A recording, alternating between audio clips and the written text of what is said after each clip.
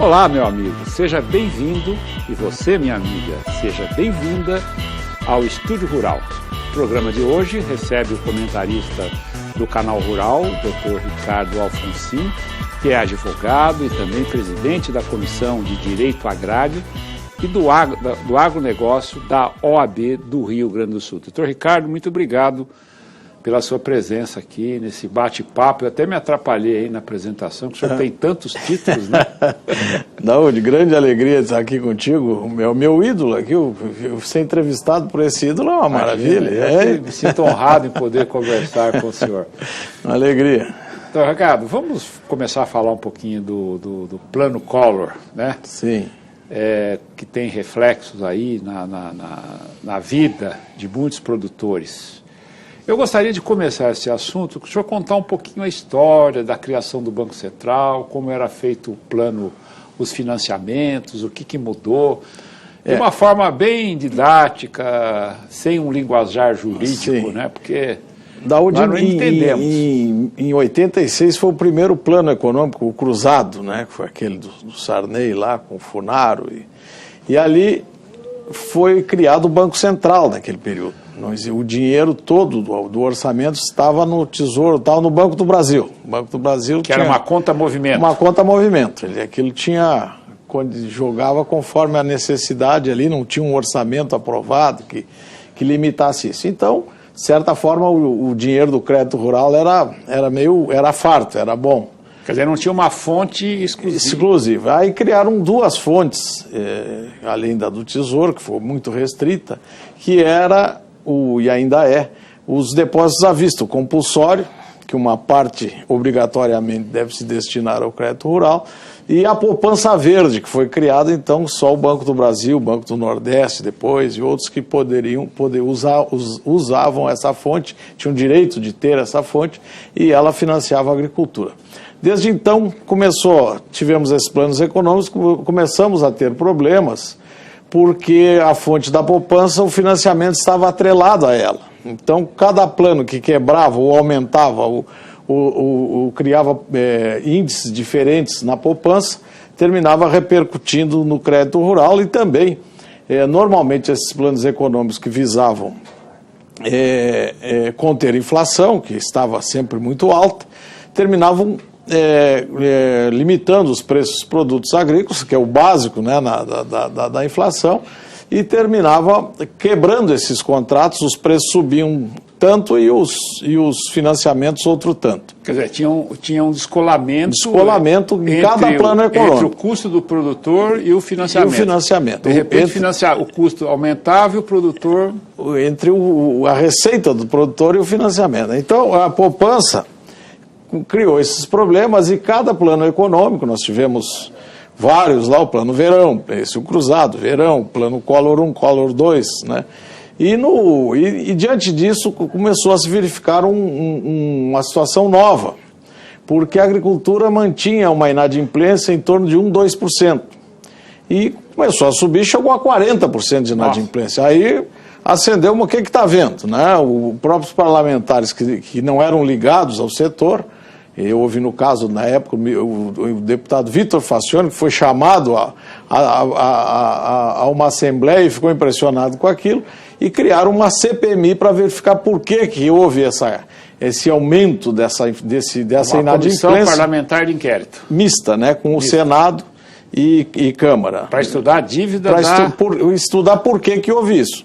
E aí convocaram as mais altas autoridades lá, só não foi o presidente da República da época, mas foi o Fernando Henrique, era ministro da Fazenda, o Banco Central era o Malan, o ministro da Agricultura era o do Bamerindos lá, que era senador também, o Vieira, né?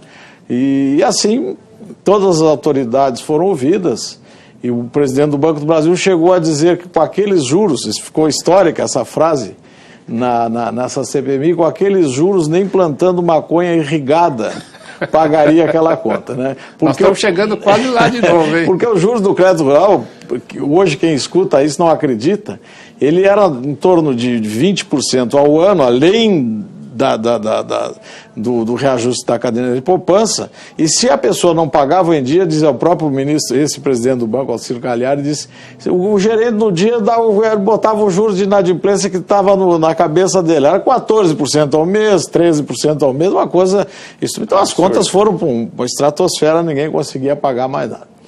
E essa CPMI foi acompanhada pelo Ministério Público Federal. E o Ministério Público Federal, na sua conclusão, foi entregue o relatório a todos, o Ministério Público Federal resolveu entrar com uma ação civil pública para que fosse devolvida, que identificou o Plano Collor como o principal causador desse endividamento, que fosse devolvido, então, o diferencial de 84% que foi cobrado em março de 90 para 41%, que seria o BTN e o IPC. Então, foi essa ação é que transitou na Justiça. Doutor Afonso, nós vamos para um intervalo rapidinho e já voltamos para começar a conversa daí, porque eu gostaria de saber quais os produtores hoje que têm direito a essa situação. Diferencial. Eu estou conversando com o Dr. Ricardo Afonso e já nós voltamos para o segundo bloco. Fique aí.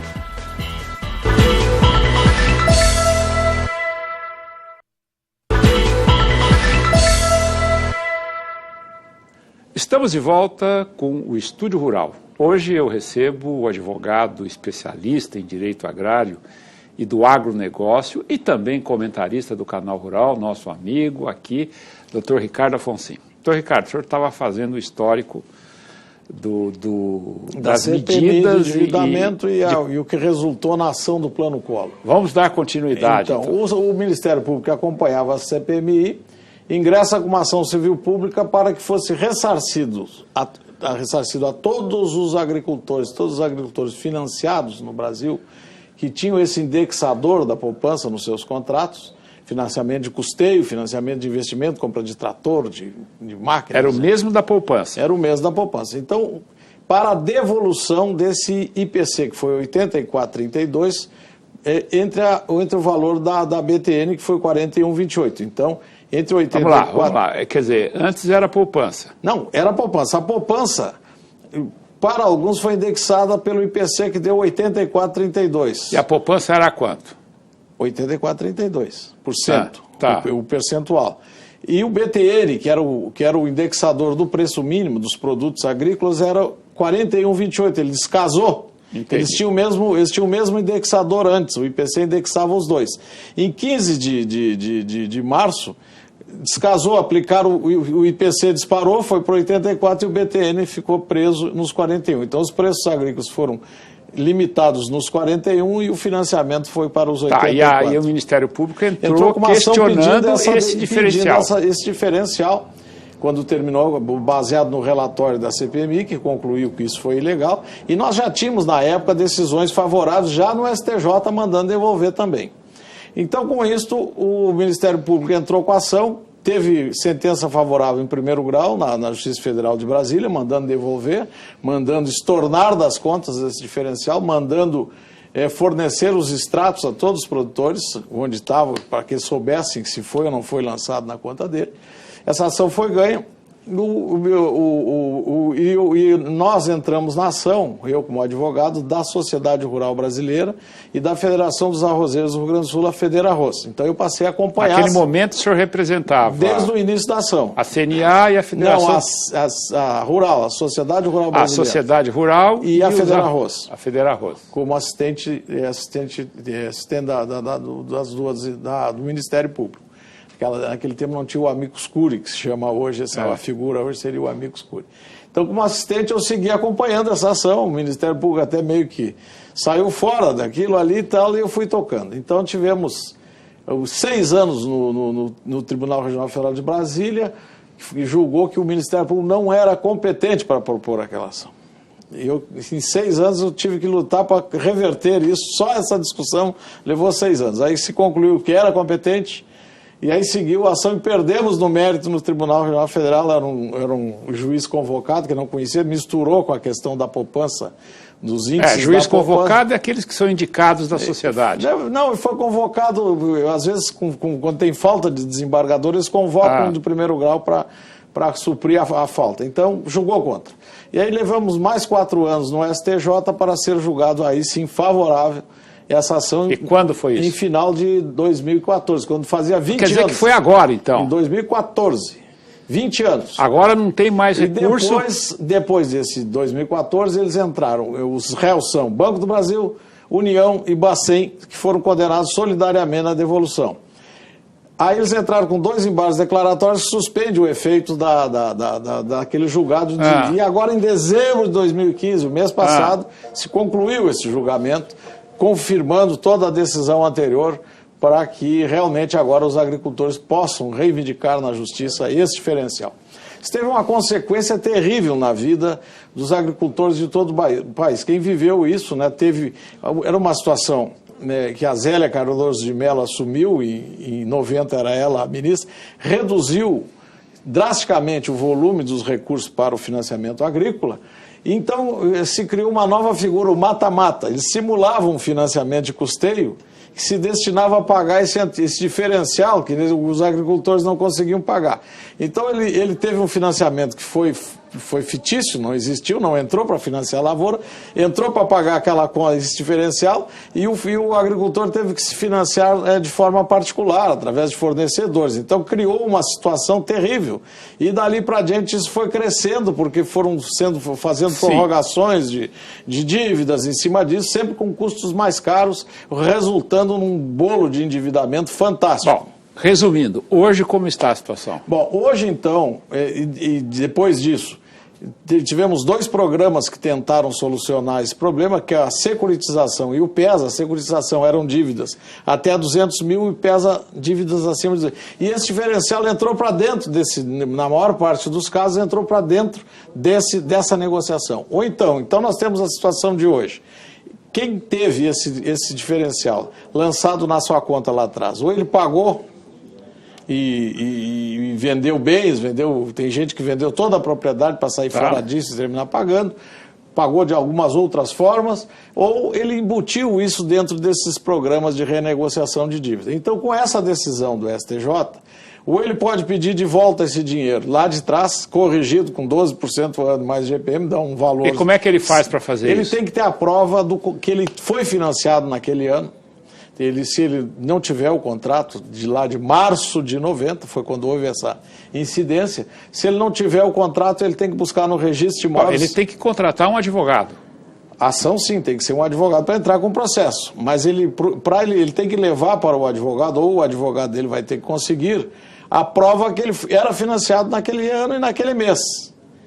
E como é que ele consegue essa prova? Todos os financiamentos obrigatoriamente eram registrados no registro de imóveis. Tinha um livro próprio, mesmo que não fosse hipotecário, que fosse averbado aquilo na hipoteca, ele tinha um livro próprio que lá consta todos os financiamentos que ele tinha em março de 90. Perfeito. Então, Ricardo, nós vamos para mais um intervalo e já voltamos, hein? O assunto está super interessante. Tem aí um passivo que talvez você tenha direito. Vamos perguntar mais aqui para o doutor Afonsin como é que faz para ter acesso a isso, se na ocasião você foi prejudicado por essas mudanças de plano econômico e aí hoje você talvez tenha a condição de reparar esse prejuízo. Fica aí que nós já voltamos.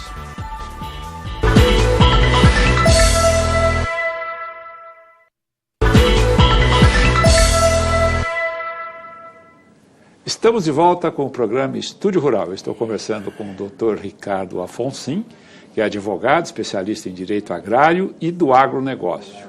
Então, Ricardo, vamos continuar. Estamos no último bloco e precisamos rapidamente definir essa história toda aí, porque ela é muito longa. Então, aquele que tem direito, que ele comprove através dos financiamentos de março de 90, ele vai no registro de imóveis, se ele não tiver na sua contabilidade lá, ele vai no registro de imóveis, tira uma certidão dos financiamentos que ele tinha, que foram emitidos antes de março de 90, que pode ser 88, 89, tem o custeio, tem investimento, então todos os financiamentos que estavam em aberto em março de 90, ele tira uma certidão para que se calcule o valor do crédito dele. E quem faz esse cálculo? Os advogados normalmente têm uma forma de calcular. Doutor Afonsin, eu vou tomar a liberdade de pedir para o senhor o seu site, Porque se os nossos amigos telespectadores tiverem dúvidas a respeito de como calcula, como faz, fazer uma consulta ao senhor. www.alfonsim.com.br. Então vamos lá, repetir, www.alfonsim.com.br. Isso. Então você, meu amigo, manda lá seu e-mail, fala, doutor Ricardo, Tire suas dúvidas. Tire suas dúvidas e é uma possibilidade de ter aí um retorno positivo. Então, de posse dessas cédulas, se faz o cálculo e ele ingressa em juízo, porque isso aí que é importante, né? Foram condenados solidariamente, Banco do Brasil, União e Bacen.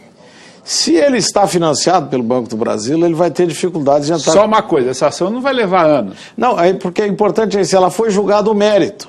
Se você tiver o valor do seu crédito calculado devidamente, é uma cobrança. Pode é uma execução de valor. É uma execução de valor. Quer dizer, você tendo a comprovação, é um cumprimento de sentença. Você não precisa ter aquele período de discussão de mérito que se tinha antigamente para saber então se só comprovar o valor. O valor e ele vai cobrar o valor. O banco poderá impugnar o valor que está mal. E o senhor orienta como levantar esse valor? O valor, sim, que está mal calculado. Alguma coisa o banco poderia. Então, olha, está mal calculado, então vai impugnar isso aí. Mas de qualquer maneira já penhora o valor na conta do banco. Se ele está financiado pelo banco, poderá sofrer. Ele vai dizer, mas eu vou ser retalhado, o banco não vai me financiar e eu quero continuar sendo financiado. Então ele pode entrar só contra a União, porque se ele tem PESA e securitização, o credor hoje é a União. Ele pode pedir o abate... Porque tem o Banco Central, a União... E o Banco do Brasil. O Banco do Brasil. Porque o banco, se ele tem PES e securitização e esse dinheiro está embutido lá dentro do saldo do PES, e algumas vezes paga o saldo, inclusive, essa diferença, ele pode entrar só contra a União para pedir para abater do valor que ele tem de saldo devedor do PES e securitização, para poder, então, quitar ou refazer esse seu PES e securitização pelo valor efetivamente devido. Então, ele tem todas as alternativas. Perfeito. Doutor Afonso, vamos pedir para colocar mais uma vez o site. Eu queria mudar um pouquinho de assunto, Sim. Porque esse assunto é muito importante. Pediria para a Flávia, nossa diretora, colocar aí novamente o site, está lá na tela, www.alfonsim.com.br. Você que tem dúvidas e queira fazer uma consulta, através desse site, o doutor Afonso responderá a você essa possibilidade que você tem aí. Se está enquadrado ou não está enquadrado. Está enquadrado ou não. O senhor falou demais, né, doutor Afonso? É um assunto importante. Mas agora eu queria falar com o senhor sobre o CAR. Como está isso? Bom, o CAR vinha muito bem, está vindo, pelo que as informações que se tem no país todo estão havendo o cadastramento e temos maio como prazo fatal aí para que todos façam esse... É importante que todos façam. Façam, né? Importantíssimo, porque senão vão ter sanções, o problema de financiamento, várias coisas que ele passará a não ter. Meus amigos, eu estou aqui com o doutor Ricardo Alfonsim, é o nosso analista jurídico, que pode ser presidente da República. Você viu que lá em Portugal, um comentarista como o doutor Afonsim chegou à presidência de Portugal. Mais fácil o Daúde chegar, né, com o seu conhecimento de economia, essas coisas todas. Então, essa questão do CAR, todos têm que fazer, todos. E não há nenhum prejuízo consequente da elaboração do CAR. É isso? Desde que faça bem feito, né? Porque é um momento muito importante onde ele vai mostrar a sua propriedade, o que é a sua propriedade, vai localizar ali a reserva legal, todas as coisas que ele precisa, aquilo que já está consolidado, quer dizer, então esse momento é muito importante. Poderá retificar depois, mas é importante que ele não faça mal feito. O que é fazer mal feito? Não identificar direito as áreas consolidadas, o que ele tem de mata, o que não tem, onde é que está localizado, todas essas coisas, né? É importante isso aí. Tentar também não mentir, fazer certo.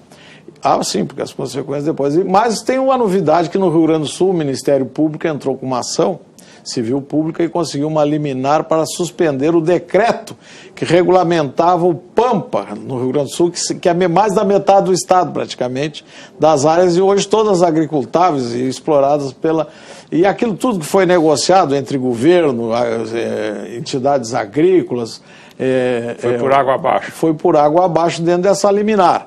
Então vai dar uma trancada nesse cara no Rio Grande do Sul, porque agora o produtor vai apresentar alguns dados, mas vai ter que esperar essa questão da área consolidada que essa liminar criou problema e cria um problema... Quer dizer, e essa liminar prejudica o produtor.